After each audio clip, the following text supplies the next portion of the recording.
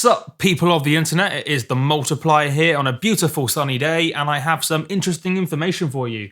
And it is, you can't tell the difference between MP3 and WAV. No, that's nonsense you're saying, but in fact it is true and you can prove it for yourself. That's what I've gone ahead and done, I proved it for myself. So, there's this idea called ABX testing where you have kind of two things and you want to decide, right, can I tell them apart? Can I tell which is which? So one is A, one is B. Funny that. And you say one is the MP3, you set one as the WAV, and then kind of the program you use, in this case it's called ABX Tester, it's free on the Mac, there's lots of other free options on both Mac and Windows, and then you kind of, it chooses kind of randomly 1, 2, 3, 4, and 5, you play it through, you try and figure out which is which, you say, I think this one's B, I think this one's A, and so on, and then you do check answer, and then you're like, oh no, only 60% is right, and you go, that must have been some sort of aliens. I obviously know the difference between MP3 and WAV, so you do it 10, 15 more times for an entire album, and then you realise, I can't tell the difference. And it turns out that's just because I did some more research. Pretty much no one can.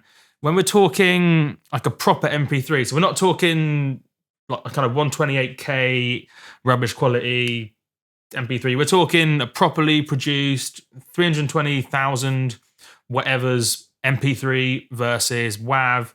You cannot tell the difference. And scientists have kind of proven it. And there's only a small group of people called golden ears. It's not some special cult. It's just a group of people that have got to the stage where they've trained their ear to kind of tell the difference.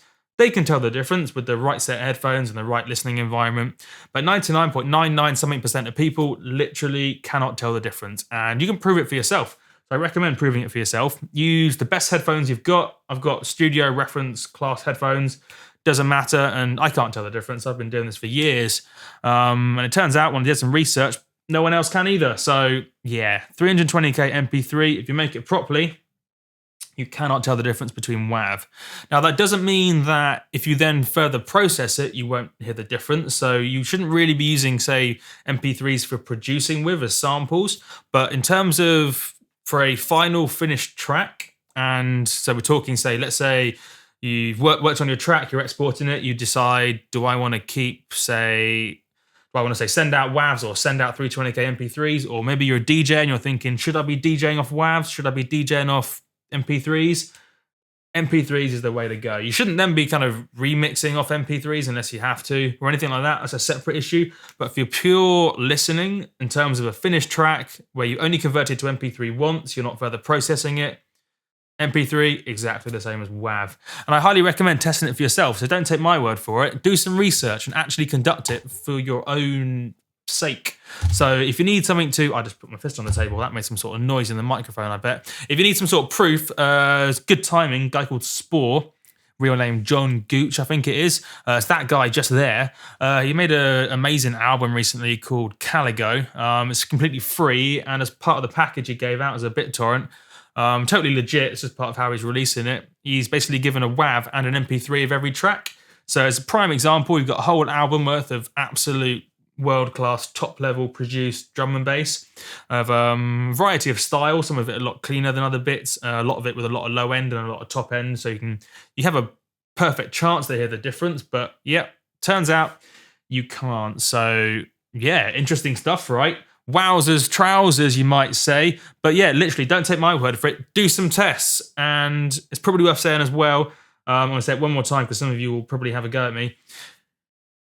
We are talking a properly produced MP3. If you aren't, say, leaving enough headroom in your WAV for the MP3 conversion to work properly, then you will have artifacts. I could quite easily demonstrate that in about 5 minutes by producing, say, a 60 hertz sine wave with no headroom. Kind of then converting that to MP3, you'll hear a lot of artifacts. So you've got to give MP3 a chance to do its job properly, but if you give it a chance to do its job properly, it's great. And that's kind of the point of MP3. MP3, remember, is, so WAV is a lossless format, it's essentially uncompressed. MP3 is a really clever compression algorithm that essentially, in very, very, very simple terms, like gets rid of information you don't need using kind of complicated science and stuff. I don't have spectacles, I don't have a lab coat, I don't know how science works, but I do know that MP3 is good if it's 320K, 320,000 bit rate or whatever it's called. So yeah, Interesting stuff. I thought it was quite interesting, but do it for yourself, because otherwise it won't go into your brain. It won't cement itself there. So there you go.